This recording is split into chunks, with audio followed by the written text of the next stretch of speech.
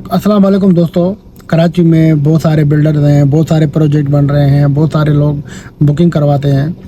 तो उसमें आपको ऐसी बातें बड़ी पेमेंट करनी पड़ती है, लाखों में करोड़ों में। लेकिन उस जो बुकिंग एग्रीमेंट होता है उसको काफ़ी लोग सीरियस नहीं लेते, मजाक समझते हैं। वो समझते हैं कि बस ये एक जस्ट फॉर्मेलिटी है, साइन करनी है और हमारा काम हो गया। ऐसा नहीं है। उसमें एक एक क्लास जो होती है वो बिल्डर ने अपने वकील से, बिल्डर अपने आप को प्रोटेक्ट करने के लिए सारा एग्रीमेंट बनवाता है। आप तो बुकिंग करवाते हैं, आपके लिए वो कोई भी ऐसी क्लास नहीं डालता जिसमें आपको फ़ायदा हो। और मेरे पास तो ऐसे बहुत सारे केसेस आए हैं जिसमें टाइम पर डिलीवरी ना मिलने के बाद कोई कंपनसेशन का जिक्र नहीं है, जिसमें ये लिखा हुआ है कि अगर मटेरियल महंगा हो गया तो बिल्डर और पैसे मांग सकता है।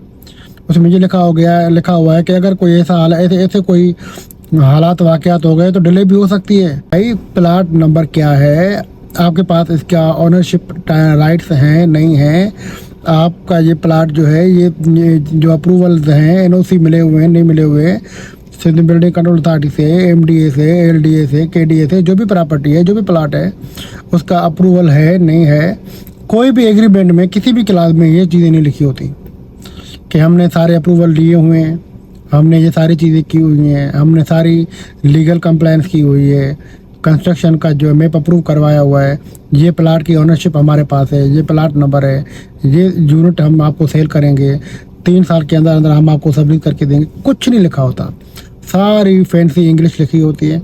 और उस इंग्लिश में उसमें जो है एक टेक्निकली एग्रीमेंट लिखा होता है। पता नहीं कौन, ज़मीन का मालिक कोई और होता है, देने वाला कोई और है, बुकिंग करवाने वाला कोई और है, बुकिंग करने वाला कोई और है, इन्वेस्ट करने वाला जो मटेरियल जो बिल्डर होता है वो कोई और है।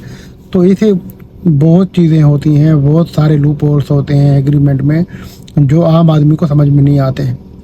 और आप पैसे दिए जा रहे हैं, दिए जा रहे हैं, दिए जा रहे हैं, दिए जा रहे हैं, और जब पता चलता है 3 साल के बाद, 4 साल के बाद, 5 बिल्डर भाग गया। बिल्डर भाग गया क्यों? जिसकी ज़मीन थी उसने उसमें और बिल्डर में पड़ा हो गया। अरे भाई, ज़मीन किसकी थी? ज़मीन तो किसी तीसरे बंदे की थी। आप एग्रीमेंट पढ़ोगे तो पता लगेगा ना कि एग्रीमेंट में लिखा क्या हुआ है। तो ये सारी बातें लिखी होती हैं लेकिन आपको समझ में नहीं आती। एक बार किसी वकील से आप एग्रीमेंट के क्लाज़ को रिव्यू करवाया करें। और दूसरी बात ये मैं आपको बताऊं कि अपना वकील किया करें सबलीत करवाने के लिए। अक्सर बिल्डर जो है वो भी पैसे पार्टियों से मांगते हैं कि 30 लाख रुपये खर्चा आएगा ट्रांसफ़र करवाने का, 50 लाख खर्चा आएगा ट्रांसफ़र करवाने का, लीज करवाने का, सबलीत का। तो ये उसका काम नहीं है।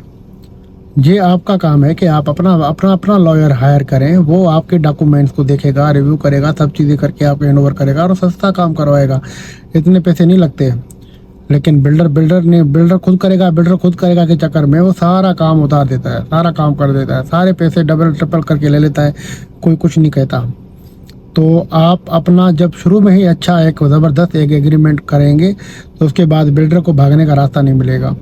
सिटी कोर्ट में आप देखें, हाई कोर्ट में आप देखें, बेशुमार केसेस लगे पड़े हैं जो बिल्डर के खिलाफ है। बिल्डर भागे हुए हैं, लोगों ने पेमेंटें की हुई हैं। फिर किसको इंसाफ मिलता है? कब मिलता है? मिलता तो है लेकिन बहुत देर से मिलता है, तब तक कोई मिलने का फ़ायदा नहीं होता। तो बेहतर है कि मैंने आपको इन्फॉर्मेशन दे दी है, आगाह कर दिया है। अभी आगे आप खुद को प्रोटेक्ट करें और सोच के कोई कदम उठाएं। Thank you so much. अल्लाह हाफ़िज़।